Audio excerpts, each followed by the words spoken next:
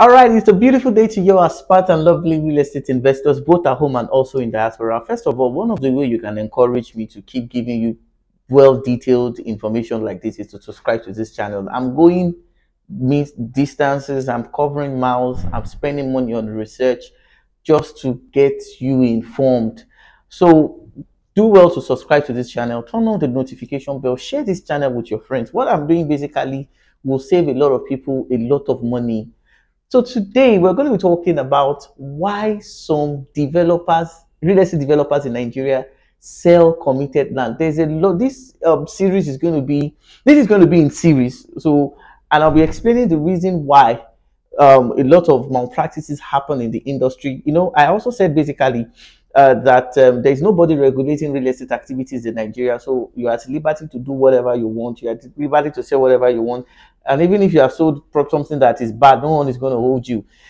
It's just quite unfortunate, but I know very well that by the time we keep making awareness videos like this, people will come, to knowledge of what is going on, and of course they will start pressing charges. So today today's topic is going to be very, very elaborate. It's going to be very, very, it is well researched. I've spent a lot of money, doing a lot of research. I've gone to places, I've interviewed a lot of people, and of course I've been in the field. I've worked with 5 different real estate developers. So what I'm saying basically is a first class information, and obviously, and of course this obviously is not to undermine or paint anybody bad, but this obviously is aimed as opening you to the realities of what is going on in the real estate industry in Lagos, Nigeria. So let's quickly dive into the topic. So why do some developers sell? Now, not all developers sell committed properties. When I'm making a video like this, I like to make some clarifications so that I will not be tagged as somebody who is trying to, spoil the work of another. No, not all developers sell committed, but there are some that sells committed properties. Now, committed properties are properties that are government lands that are, allocated for different projects. And one amazing thing about Lagos State government is that where they are going to use in the next 10 years, most times does not look as if anything is going to happen there. Lagos is so funny to the point that a lot of things happen over time, and you just don't know what to expect. You don't know what comes in, what is coming up. So that is why in a place Lagos State will use in the next 20 years, we will use in the next 5 years, in a place that they've marked for different development projects, it's not always obvious except when you do a search. So number one, the reason why some real estate developers in Nigeria sell committed property, number one, the desire to stay in the market. Now, I've said this before several times that the real estate industry in Nigeria is one of the industries that is highly profitable. And many people are coming to the awareness that you can get an estate, sell it, and of course, blah, blah, blah, blah, use it to raise funds, and of course, you become a multimillionaire. So the desire to stay in the market, the desire to have a product to sell, makes it mandatory for some developers to go to any lengths. They can go to any lengths to even buy. And most times, when most of these guys buy, they buy with good intention. Sometimes they buy with the intention of, okay, fine, if I'm able to sell some plots, I can raise the money to start working on the title perfection.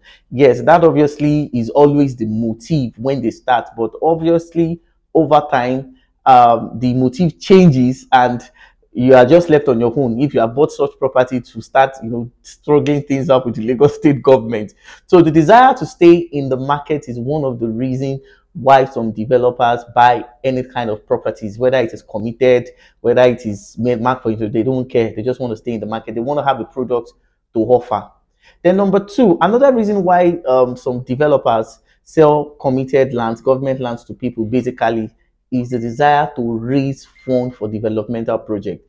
Now, I've said this several times that when you see lands of 700K, when you see land of 400K, when you see land of 500K, what the developer is trying to do basically is that, of course, they know those property come cheap, and people who obviously want to own property and they don't want to spend much will definitely embrace that kind of property. So if you see a property, I'm not saying all cheap properties are fake. I also need to maintain that, not, of course, we have some cheap property in our portfolio that are very, very secured. They are safe. They don't have issues. But most of them have to, of course, you have to do some paperwork, which is not difficult if they are free from acquisition. So most times, what these people do basically is that they buy any kind of property.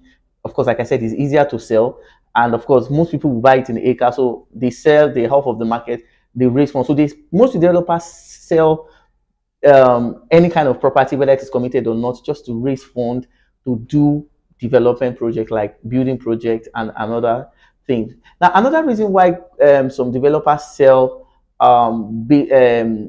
cheap and of course for committed property basically is that it moves very, very fast. Many people used to say cheap things. That's why sometimes I'm not an advocate of if you must buy cheap, then you have to spend money to make it real. So cheap property sells very, very fast. Like some of you who are in diaspora now, if we should tell you that okay, fine, there's a property at Akodo in Ibeju Lekki selling for 12 million naira. Another realtor will show you another property at Ibeju Lekki, and what most people claim, what they are concerned is as long as it is in Ibeju Lekki, 12 million and 1.5 million naira, there is no difference. And the truth of the matter is there's a huge, huge, huge difference. Like Ibeju Lekki is divided into different metropolis. There are some places of Ibeju Lekki where properties are sold for 12, 30, 40. In fact, I know some properties that are selling for 26 million naira. So you should know that a property selling for 12 million, selling for 26 million naira will not be at the same location, will not have the same value with those selling for 1,800,000, 700. Of course, you should know that the difference is clear. So most developers are aware of the fact that cheap property sells very, very fast.